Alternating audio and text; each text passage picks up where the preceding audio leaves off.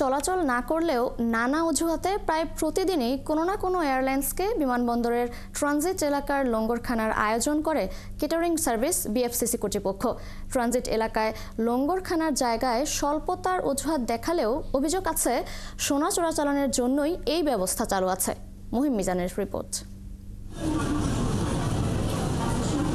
এরকম দৃশ্য প্রতিদিনই দেখা যায় হযরত শাহজালাল আন্তর্জাতিক বিমানবন্দরে। এখানে দেশের বাইরে যাওয়ার জন্য ইমিগ্রেশন পার হয়ে অপেক্ষা করেন যাত্রীরা। আর ট্রানজিট এলাকাতেই লঙ্গরখানার মতো খাবার পরিবেশন করে বাংলাদেশ বিমানের বিএফসিসি কর্তৃপক্ষ। এদেশের যাত্রীরাই নয়, বিদেশি পর্যটকরাও এসব নোংরা ব্যবস্থাপনা দেখে ফিরে যান।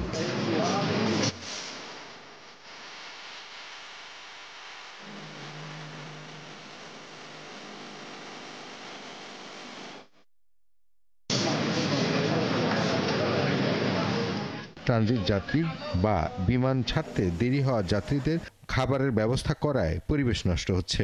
বাংলাদেশে ফ্লাইট পরিচালনা করা অন্য সব এয়ারলাইন্স কুপনের মাধ্যমে খাবারের ব্যবস্থা করলেও রহস্যজনক কারণে সেই ব্যবস্থার দিকে যায় না বাংলাদেশ বিমান কর্তৃপক্ষ। তাই রেমিটেন্স যোদ্ধা সহ অনেক যাত্রীকে স্পর্শকাতর এলাকার নোংরা পরিবেশে মুখোমুখি হতে হয়, সহ্য করতে হয় বাজে আচরণেরও।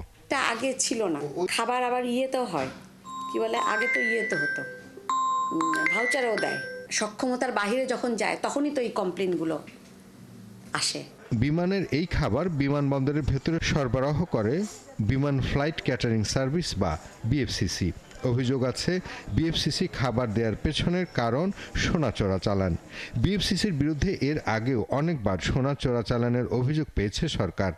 খাবারের আবর্জনা নিতে আসা ট্রলির ভেতরে অনায়াসে কোনো পরীক্ষা ছাড়াই বাহিরে চলে আসে সোনা।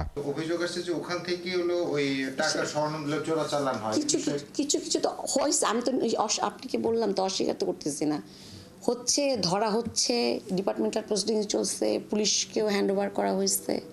এগুলো যাতে না হয়, বন্ধ করা যায়, সেই কি বলে রেকমেন্ডেশনগুলো নেওয়া হয়েছে, রেকমেন্ডেশনগুলো ইমপ্লিমেন্ট করা হচ্ছে সব সময়।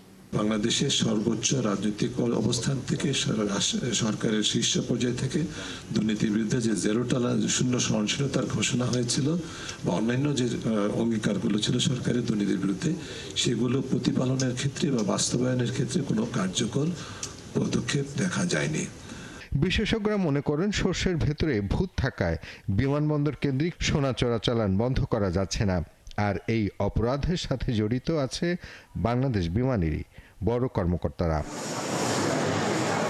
মহিম মিজান, ৭১, ঢাকা।